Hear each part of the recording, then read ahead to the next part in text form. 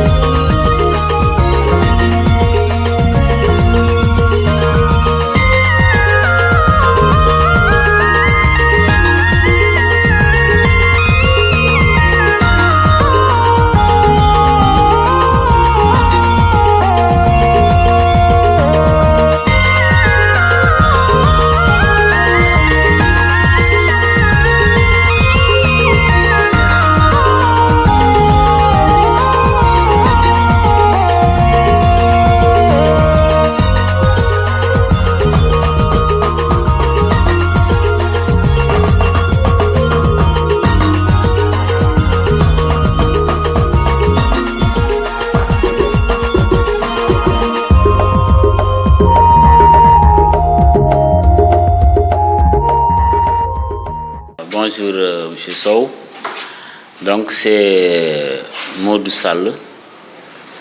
Bon, je suis né à Kébémer. J'ai grandi ici aussi à Kébémer. J'ai fait aussi mes études élémentaires ici à Kébémer à l'école Papa Amadou Diaw. Après l'entrée en 6e, je suis parti au CEM. J'ai été orienté donc au CEM Macodou Kangué Sall de Kébémer, où j'ai passé donc le cycle moyen de la 6e à la 3e. Après avoir obtenu le BFM, je devais en principe poursuivre mes études à Louga, mais à l'époque, je n'avais pas de point de chute à Louga. C'est pourquoi j'ai décidé donc de m'orienter vers Thiès, où j'avais un grand frère que je salue au passage et qui s'appelle Cheikh Diop, et qui m'a permis de m'inscrire au lycée Malick Sy de Thiès. Là, j'ai fait la seconde S1. À l'époque, c'était D. J'ai fait donc la seconde S. Ensuite, j'ai su que ça ne marchait pas trop, parce que dès l'école élémentaire, je m'étais très intéressé donc à l'histoire et à la géographie. C'est pourquoi donc j'ai fait la seconde S, mais après je suis passé en classe de première pour faire la première L et la terminale L. Ensuite, après avoir obtenu le bac, j'ai été orienté à l'université de Dakar, plus précisément au département de géographie. Donc là, j'ai obtenu une licence en géographie, ensuite une maîtrise en géographie, et en même temps aussi, je faisais une formation professionnelle au niveau de l'ISM de Dakar. Là, j'ai obtenu donc un diplôme supérieur de management. Et en 2004, j'ai eu ce diplôme supérieur de management. Ensuite, management marketing, option marketing. C'était option marketing. Ensuite, j'ai intégré l'école normale supérieure de Dakar, où j'ai obtenu donc mon KM en 2005. KM, c'est le certificat d'aptitude à l'enseignement moyen. Donc j'ai obtenu mon KM et on m'a affecté au lycée d'enseignement général de Diourbel en 2005. 2005 donc a été ma première année d'enseignement. J'ai fait le lycée d'enseignement général de Diourbel de 2005 jusqu'à 2010. Bon, là aussi, j'ai accumulé pas mal d'expérience parce que là-bas, on avait une série pédagogique très dynamique avec des doyens vraiment qui nous ont encadrés et vraiment qui ont renforcé nos connaissances acquises à l'école normale supérieure. Parce que aussi, notre passage à l'école normale supérieure nous a beaucoup aidé, surtout dans l'enseignement. Parce que là aussi, nous avions des doyens, donc vraiment des formateurs très chevronnés qui nous ont transmis donc beaucoup de connaissances, mais aussi beaucoup de méthodologie concernant l'enseignement. Donc, ce passage donc, à l'école normale supérieure et ce passage à Diourbel aussi m'ont beaucoup marqué ces deux passages-là. Bon, à Diourbel, donc j'ai fait de 2005 à 2010. C'était Diourbel où j'ai tenu toutes les classes, seconde, première, terminale, avec vraiment donc une cellule dynamique, une cellule pédagogique dynamique qui nous avait bien encadré. Donc c'était moi j'étais avec un autre jeune collègue. On était donc les plus jeunes du lycée à l'époque. Bon, en 2010 maintenant, je suis retourné à l'école normale supérieure pour faire mon KS, c'est-à-dire une mise en position de stage. Donc, je suis retourné à l'école normale supérieure pour me reformer à nouveau. Et là, j'ai obtenu mon KS, c'est-à-dire le certificat d'aptitude à l'enseignement secondaire. Parce que le premier diplôme, le certificat d'aptitude à l'enseignement moyen, c'est un diplôme qui normalement devrait te permettre d'enseigner dans le cycle moyen.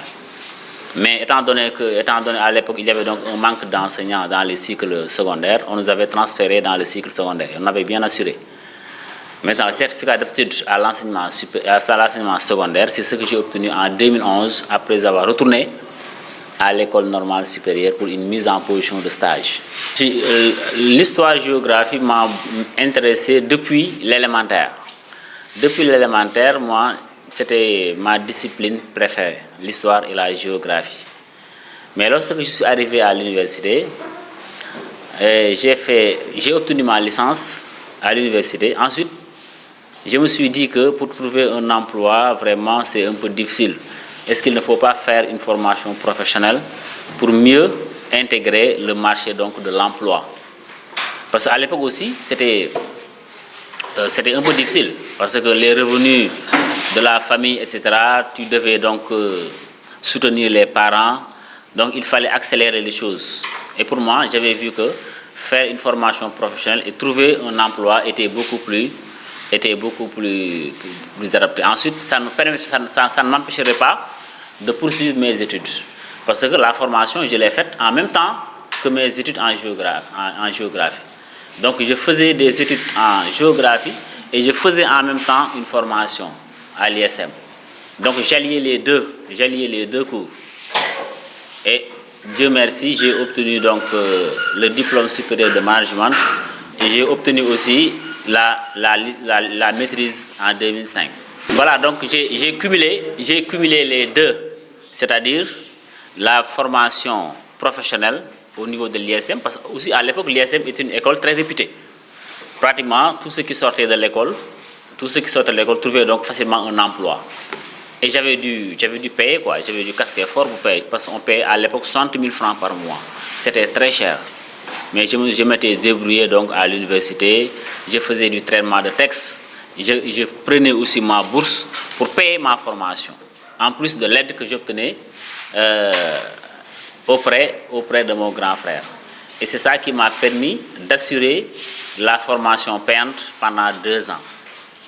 C'est-à-dire de 2002 à 2004. C'est la période où j'ai fait cette formation payante et obtenir le diplôme. Ensuite, après l'obtention du diplôme maintenant, c'était la croix et la bannière pour trouver aussi un emploi. Parce qu'à l'époque aussi, c'était très difficile de trouver un emploi si tu n'avais pas ce qu'on appelle un bras long. Et donc, c'est comme ça que je me suis tourné donc vers l'école normale supérieure. À l'époque, c'était aussi pas un concurrent, il fallait déposer un dossier tout simplement. On a déposé un dossier, on a fait un entretien et nous avons passé donc nous étions donc admis à l'école normale supérieure comme pensionnaire, comme étudiant à l'école normale supérieure. Et ensuite, c'était une seule année, parce que c'était le KM. J'ai fait une seule année et ensuite on nous a orientés. En 2005, on nous a affecté donc, on m'a affecté à Diourbel. Les autres étaient affectés ailleurs, mais moi on m'a affecté à Diourbel.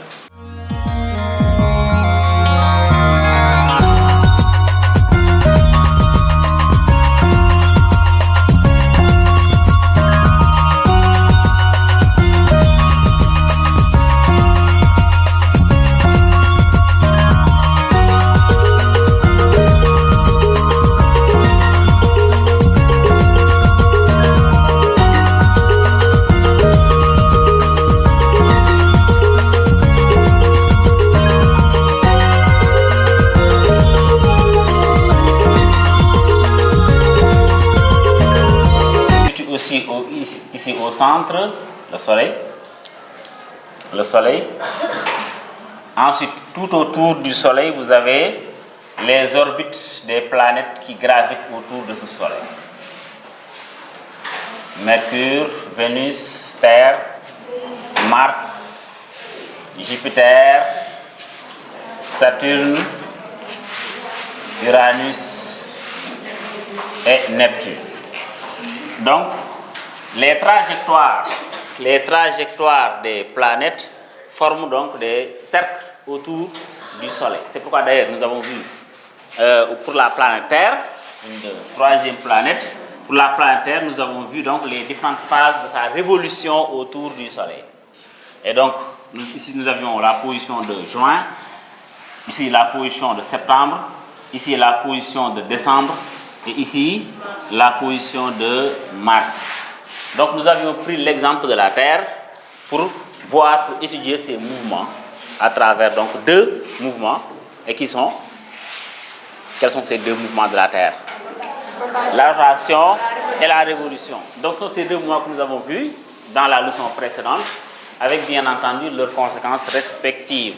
D'accord? J'espère que vous n'avez pas oublié cette leçon. Oui. L'inégal réchauffement de la Terre, l'inégalité du jour et de la nuit, et la succession des saisons. C'est ce que nous avions vu dernièrement dans la leçon précédente. Donc aujourd'hui, ce que nous allons voir maintenant, ce sont les différentes planètes qui gravitent autour du Soleil et dont l'ensemble est appelé le système solaire. Le système solaire. Et donc nous avons la planète Mercure, ici, Vénus, la planète Terre, la planète Mars, Jupiter, Saturne, Uranus et Neptune. Donc voilà les différentes planètes que nous allons voir. Maintenant, dans cette leçon, nous allons distinguer la différence. Qu'est-ce qui différencie ces planètes? Parce qu'il y a 2 types de planètes, on y reviendra tout à l'heure.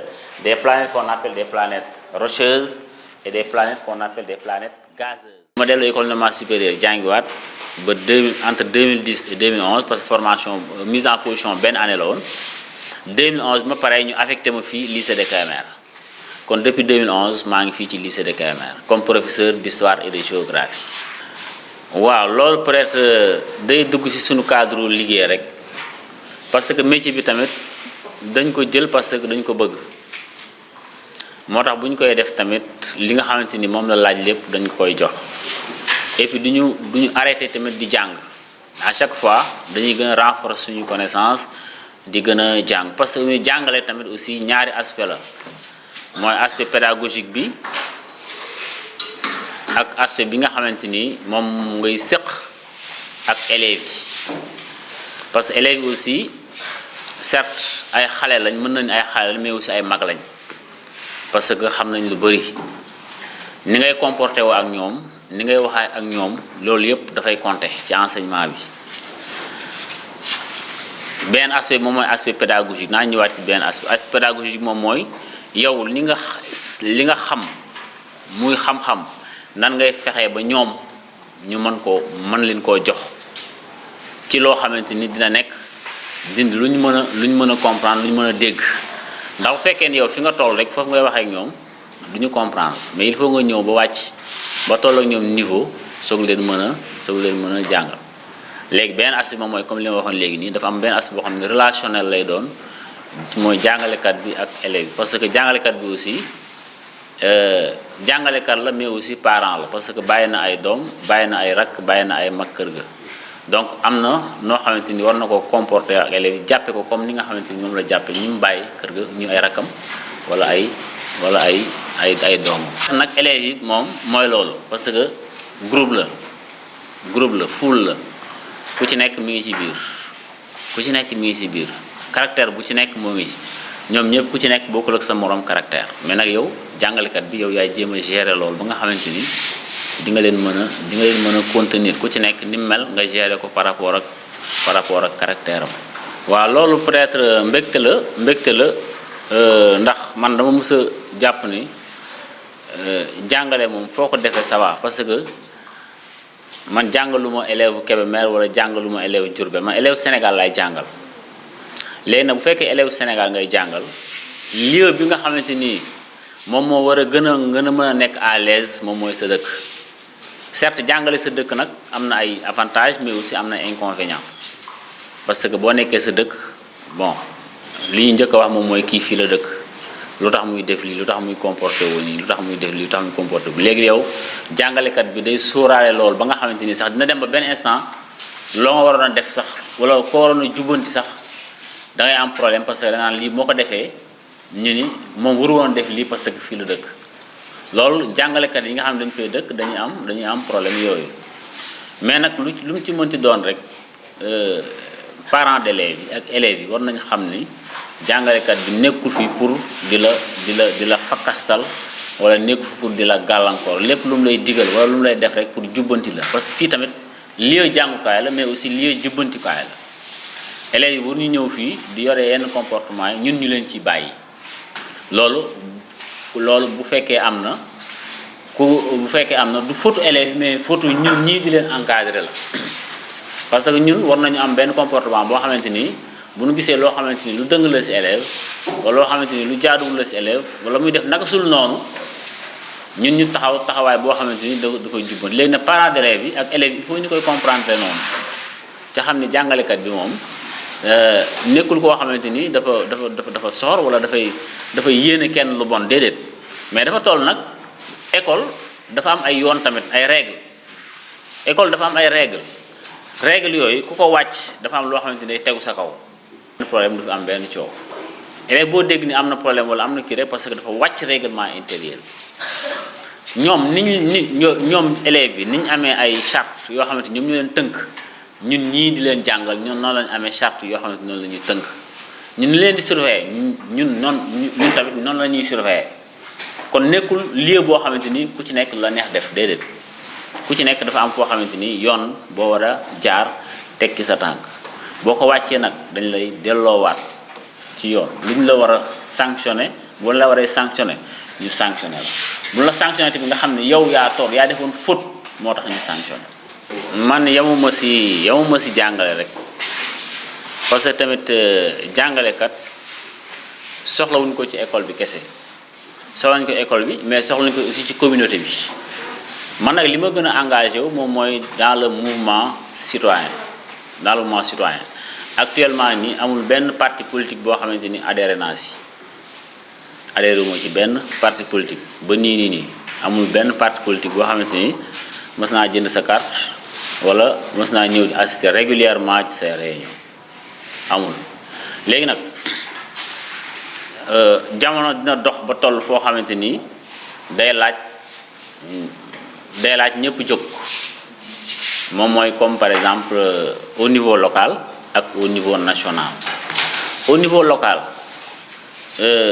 engagé woon nañ en 2014 dans le cadre d'un mouvement citoyen pour participer ci élection locale yi boobu tamit li ñu taxoon a jóg moom mooy dañoo nekk ci dëkk bi gis ci loo xamante ni jàpp nañ ni dëkk bi nii muy doxee du noonu ñu ni kat dañu indi alternative dañu indi lu bees loo xamante ni ñun bu ñu doxee dëkk bi dañ ko mën a doxal nu gën nii ñu participer woon ci élection 2014 participer waat ci élection 2022 aussi loolu moo ci indi bi ñu ciy participer tamit participer sous la bannière de dugguñ ci benn parti politique pour bokk ci élection yooyu mais comme ni ñu wax rek ñun li ñu soxal moom mooy dëkk bi dox li ñu soxal moom mooy lépp tegu ci yoon li ñu soxal moom mooy jafe-jafe yi nga xamante ni population yi ñoom ñoo ngi koy dund jafe-jafe yi nga xam ne ñi nga xam ne mënuñoo wax ñu ngi koy am ñun bu ñu leen mënee waxal ñu leen di waxal loolu moo indi suñu engagement au niveau local. Au niveau national nag ñun peut-être bi may nekk université engagé woon nañ politiquement ci alternance 2000 bi boobu engagé woon nañ politiquement daan nañ def ay action daan nañ def ay mouvement et même dans ci biir ci élection donc 2000 yi yëpp yooyu engagé woon nañ ci pour apporter donc des changements waaw loolu daal moom mooy suñu participation ci loolu moom mooy suñu contribution ci aspect politique bi. baisse de niveau bi moom mën na ni c'est général presque Sénégal gi yëpp la niveau bi day gën a wàcc ndax ñun bi ñuy jàng ni daan jànge ak ñii ni ñuy jànge bokkul lan mooy différence bi ñun bi ñu daan jàng am na ñu bëri ñoo xamante ni par exemple CM2 lañ yem ñu dàq leen parce que boo defee entrée en sixième benn yoon amoo droit def ko deuxième boo ko defee deuxième fois amoo droit jàll boo ko defee benn yoon jàlloo boo ko defee deuxième fois jàlloo dañu lay dàq bala ngaa dem sixième da ngay am entrée en sixième daaw ñu la orienté ci amoo entrée en sixième bala ngaa ñëw lycée da ngay am BFEM xam nga yooyu yëpp amatul redoublement boo amul moyenne daawoo passé da ngay am moyenne soo ko passé classe supérieure boo amul moyenne doo passé classe supérieure boo redoublé 2 fois dañu lay dàq xam nga loolu tamit dina tax élève bi di góorgóorlu pour gën a jàng pour wax rek ni baisse de niveau bi ay facteurs yu bëri la léegi nag loolu amatul loolu léegi élèves yi pratiquement dañuy fexe nu ñuy jàllee nu mu gën a gaawe loolu da ciy jouer trop parce que élèves yi ni ñu da war a góorgóorloo duñ ko góorgóorloo effectif yi aussi yokk na parce que bu njëkk ba effectif mel woon nii xam nga formation bi aussi tamit enseignant bi formation bi ni ñu leen daan formé dëgg formation bi tamit léegi dafa am fu ñuy sooxe parce que état bi moyens yi mu ci war a def tamit du ko def pour former leen parce que am na ñoo xam ne dañu leen affecté ay localités yu sori duñ gis inspecteur duñ gis ku leen encadré ñuy jox leen classe ñu war ko tenir pendant toute une année kooku day soxla koo jege kon ay facteurs yu bëri moom moo tax tey niveau élèves yi di gën a wàcc. histoire géographie léegi sax tànne na mais ñun suñuy période la gënoon a metti tamit mooy comme li wax nii si jàng bi rek ñun suñuy période système UV la woon da ngay jàll kii yëpp pour jàll deuxième année te boo redoublé 2 fois aussi foofu dañ la daan dàq. boo redoublé 2 fois dañ la daan dàq da nga daan dem ba licence rek moo amul woon dàq mais avant licence boo amee 2 redoublements dañ lay tu es exclu donc histoire géographie aussi bon dafa xaw a technique dafa xaw a complexe tamit te dafa laaj base maanaam kiy jël histoire géographie war na am base bu dëgër en classe de terminale mais discipline matière yi ngay def bëri na mais aussi complexe loolu moo tax ñu ci bëri généralement du histoire géographique du histoire géographique rek droit wala yeneen département yëpp bu ci bëri da nga gis élèves yoo xamante ni dañuy dem mais duñ mën a continuer mais loolu nag li ko waral moom mooy base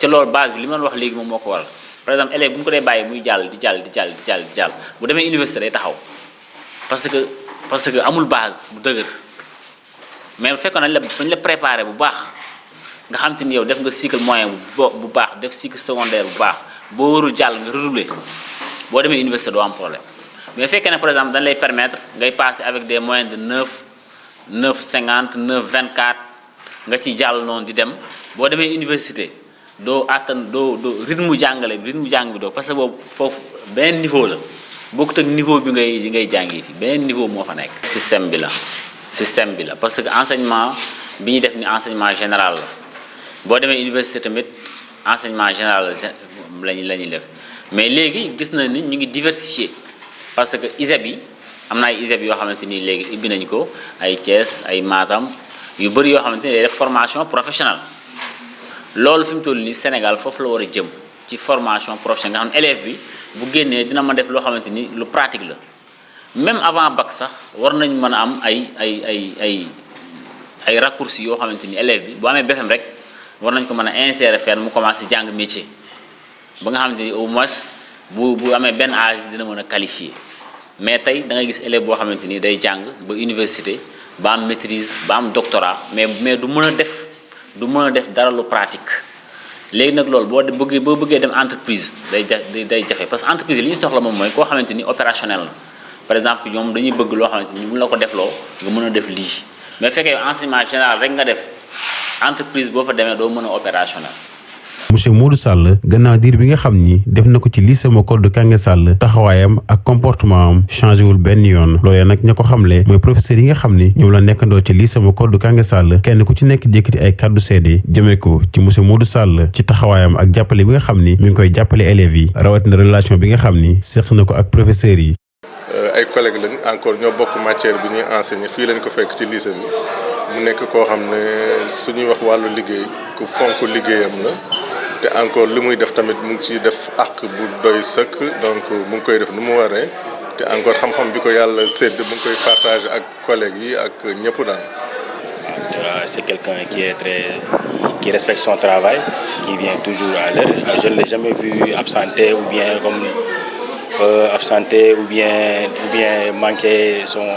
manquer par exemple son travail. Comme on peut dire par exemple. Si on donnait par exemple le micro aux élèves là, vous allez avoir beaucoup plus de témoignages, beaucoup d'élèves vont dire de bonnes choses sur M. Sall parce que les élèves le connaissent.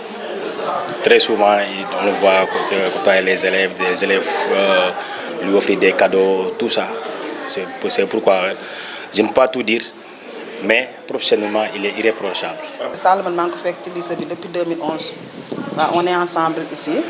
Et je crois qu'on passe plus de temps ensemble parce que 9 mois sur 12 du lu tuuti te vraiment depuis qu'on est ensemble ici man li ma xam ci moom rek mooy baax waaw monsieur Sall baax na yaatu na macha allah man moom dama koy yàpp moom waaw et parfois même dama koy woo sama professeur parce que su ma amee problème man comme on a l'habitude de le dire ni ñu ko jàngalee à l'école normale il faut s'approcher donc des anciens booy xool ci collègues yi du ma la ko nëbb man moom laa fi gën a ñeme.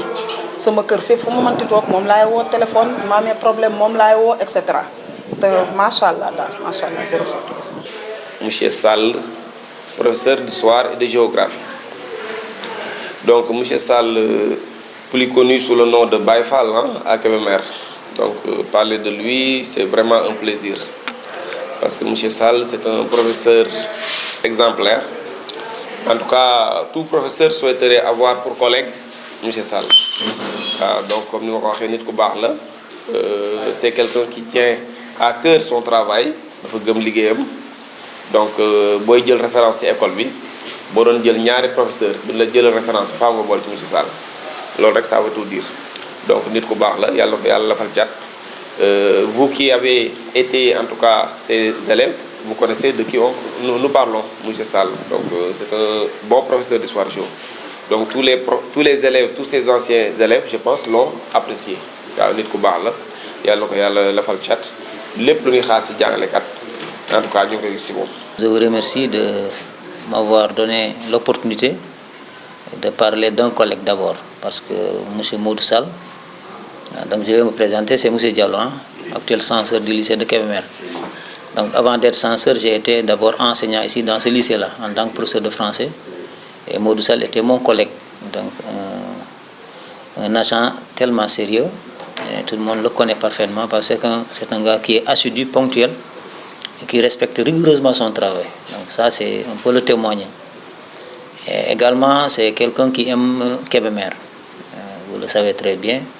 Donc s'il a fait des démarches pour revenir dans son village ou dans sa ville, c'est pour en tout cas être au service des populations. Et c'est qu'il a toujours manifesté ici au niveau du lycée. Donc en tant qu'agent, en tant que collègue.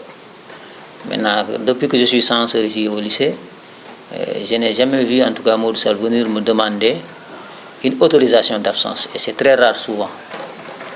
Et ça m'a marqué. C'est une occasion pour vous montrer que, en tant qu'agent, en tant que collègue, c'est un homme très sérieux, rigoureux dans le travail, assidu et ponctuel. Maintenant, en tant que censeur également, j'ai eu à travailler avec lui, et c'est quelqu'un en tout cas qui est disponible pour tout le monde. Et effectivement, je pense que tout le monde peut témoigner de sa disponibilité. C'est quelqu'un qui ne rate jamais les cours et qui n'a jamais demandé d'autorisation d'absence pour faire quoi que ce soit. Voilà, donc li ñuy wax rek wolof yi li ñuy wax même su nekkee samay wolof setul dëkk ci dëkk bi jàngale si dëkk bi tamit même su méttee su nekkee li nga def yaa ngi koy def ni nga ko war a defee yaa ngi ciy def àq yaa ngi koy jox àq bi nga ko war a jox donc ñëpp dañ lay jox cër donc Sall moom ku ko gis wala ku ko dégg tamit di nga ko jox cër parce que lu muy def déjà daf ko bëgg te encore mu ngi koy def ni mu waree voilà. Donc mu nekk koo xam ne ku am pédagogie tamit très modeste aussi soo ko séenee muy dem da nga naan kii ku oyof la mais côté xam-xam ku diis la ci xam-xam macha allah. Par rapport à ses comportements aussi, il est irréprochable. C'est un exemple. C'est notre doyen. Il est tout le temps, nous qui sommes jeunes, tout le temps il nous fréquente, tout le temps il nous taquine, tout le temps il nous conseille, tout le temps. On est tout le temps avec lui. Donc je ne peux pas tout dire. C'est quelqu'un de bien, quelqu'un de modeste, quelqu'un de social. Il est irréprochable. Humainement, il est irréprochable aussi. Non, comportement bi aussi envers les collègues aussi, machallah. Exemplaire la, man mosuma ko gis mu jàppanteeg benn collègue, kaf, ree, waxtaan. Moom daal mi ngi noonu moom. Oui, c'est un exemple, c'est un pédagogue. Le pédagogue, c'est celui qui accompagne l'enfant. Donc, le bon pédagogue, c'est celui qui sait comment accompagner l'enfant pour atteindre ses objectifs. Il le fait de la meilleure des manières. Parce que nit ku baax la, c'est quelqu'un qui a le sens de l'écoute. Sall day déglu nit. Parce que ay xale boo nekkee ñoom aussi, pour man nga dëkk Kébémer nga bañ a dëkk Kébémer man loolu du problème si man. Moi qui vous parle, je suis de Kébémer. Mais problème boobu doo ko am. Parce que peut-être au niveau de l'administration, parfois di nga am tuuti blocage. Par exemple am na ñoom si duñ ko comprendre un collègue mën nga wax ñu ni mu ni kii peut-être li mu dëkkee maire moo tax mu wax li yu mel noonu ça parfois nga dajeeg moom mais de manière générale il a réussi ça sincèrement waaw loolu. Oui, c'est un comportement exemplaire, c'est un gars boo xam ne bu ñëwee il fait ce qu'il doit faire, il est souriant nuyu ñëpp am ak ñëpp jàmm sincèrement waaw nit ku baax la quoi. Le système solaire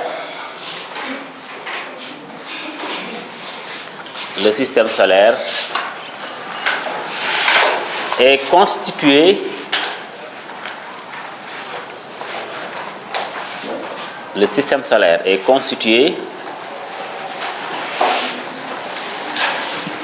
du soleil. Le système solaire est constitué du soleil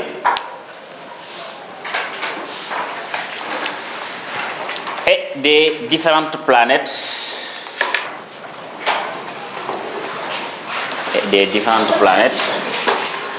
qui gravitent autour de lui. Bonjour, Je me nomme Fabien Sen en classe de seconde LC. Je suis la responsable de la classe de seconde LC. À propos de M. Sall, on le voit très cool et il explique très bien. C'est une prof vraiment adorable. C'est une prof vraiment adorable. Il explique bien et il est vraiment gentil. Il explique bien par rapport aux leçons et il nous donne de bonnes éducations. Il nous enseigne, mais c'est comme un parent pour nous. Parce qu'il nous donne des idées et aussi il nous donne des comportements très bien en classe. Je l'aime beaucoup. Même tous les élèves, on l'aime. Parce qu'ils participent. Ils participent à la classe. Aussi, on est calme en classe. Comme ça, on ne perturbe pas et on l'écoute pour mieux comprendre. Et on va capter les choses qu'il nous dit pour mieux comprendre. La famille mom ça va quoi, famille mom ça va vraiment soutenir nañ ma aussi comprendre nañ ma aussi parce que man maay sama taw yaay góor donc boo yoree kër aussi dafa am responsabilité yu bari yoo xamante ni tegu sa kaw bon loolu nag moom ñu ngi ci sant yàlla bu baax a baax ndax vraiment depuis bi ñu fi nekkee depuis bi ñu kiyee ba léegi mosuñu am benn problème avant même ñuy commencé liggéey amuñu woon problème parce que amoon nañ ñu soutenir suñu grand frère Latif soutenir nañu Cheikh Diop aussi soutenir nañu bu baax moom moo tax pratiquement difficulté yi yeneen ñoo am parce que gis naa fi ñoo xamante ni Kébémer difficulté yooyu moom moo tax ñu bàyyi jàng te man dàquma leen woon a jàng mais dañoo amul woon ku leen soutenir moom moo tax soutien famille aussi dafa am solo trop ndax fii am na ci ñoo xamante ni bi ñu waree dem Louga dañoo dem école ba sori finalement dañu bàyyi wala ñu yem ñu seen étude foofu la yem am ñoo xamante ni bi ñu amee BFM fii amuñu feneen fu ñu leen amuñu point de chute feneen ñu bàyyi am ñoo xamante ni ñàkk xaalis ñàkk moyen moom moo tax ñu bàyyi seen jàng man nag yàlla suturaal na ma loolu certes jaar naa ci metti woon na parce que booy jàng moom université wala nga génn sa dëkk dafay metti waaw parce que man musuma xam xëy suba teel ndékkiwuma wala ma bañ a reer wala ma bañ a añ man dama daan ndékki añ reer bi ma génnee Kébémer rek laa toog xëy ndékkiwuma mu def ma kaa waaw mu def ma kaa ma ne lii pour man lii ni nit bu mën a xëy te ndékkiwul parce que ñun bon certes suñu moyen c'est limité mais chaque jour moom boo xëyee di nga ndékki di nga añ di nga reer mais bi ma demee Dakar laa xëy suba teel parce que boobu études yi la da ngay xëy suba teel war a dem gaawante dem amphi affaire yooyu doo ndékki wala ngoon gi nga guddee wàcc affaire yooyu xam nga doo tal sax reer ma nekk étudiant moom laa commencé xam parce que avant ma nekk étudiant ma jugee fii ma demee Thiès foofu maa ngi woon ci aussi kër sama famille grand frère foofu moom amu woon problème mais ma demee Dakar nag foofu ngay commencé foofu moom c'était surtout première année moom boo dëgërul da ngay bàyyi parce que boobu tamit codification yi demul woon noonu on ne codifie pas pour tout le monde da ngay dem pour rang rek da ngay jóg ay 5 heures du matin ngay jóg pour rang pour dugg restaurant wala pour légaliser rek da ngay rang boo xam ne toll fii ba génn kii université ba génn porte waaw ñi def université ñëpp xam nañ loolu quoi waaw. moom moo jógee fii ma wàccee maa ngi dem sama kër bu ma demee añ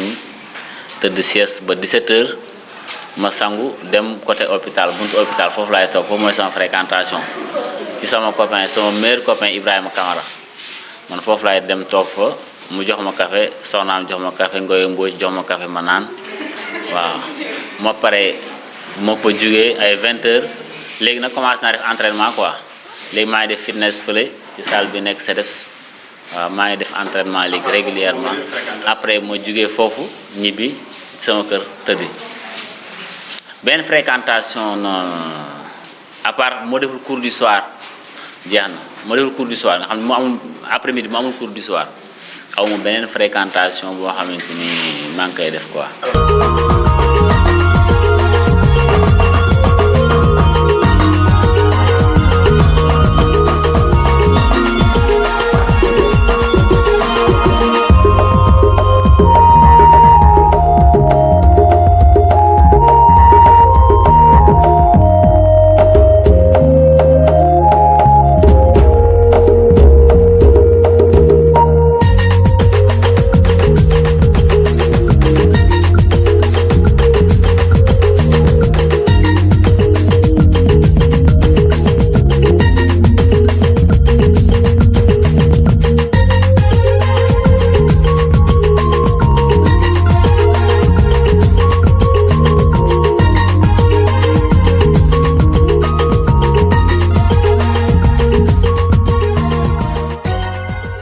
Sall moom sama xarit la sama doomu ndey la sama tout pour gàttal donc fu mu nekk maa nga fa ça c'est depuis l'école primaire yàlla nattuwaat ñu daje à la Médina nekkandoo université bu ma ñibbisee Sénégal demoon naa France ñëw tamit aussi on est toujours ensemble man ak moom donc fu mu jëm ñooy ànd ba barki dem rek ñoo ànd dem Màkka Kajoor màggal yi vraiment c'est un excellent professeur de HG vraiment du ma ni manqué ambition rek mais am na yeneen opportunité yu nekk ci kanamam mais moom daal moo bëgg Kébémer rek il sert à Kébémer te vraiment boroom jàmm la nit ku baax la xol bu rafet la yor donc du ma rek maa ko wax donc xam nga nag juger sa xarit dafay metti juger sa xarit mais en tout cas c'est quelqu'un que je respecte beaucoup xam naa ni sax xamu ko ndax fu mu toll dama koy kaañoo di ko sonal sama nit la daal sama nit la moo tax nee nañ comme mënu ma nettali wax ci sama nit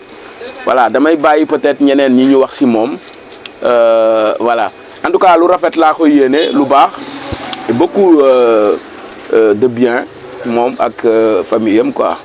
ci aspect politique bi au niveau national certes élection yi passé on n'a pas été impliqué wuñ ci directement mais gis nañ ni Sénégal tey am na population yi taxawaay boo xamante ni ñoo ngi koy taxaw moom mooy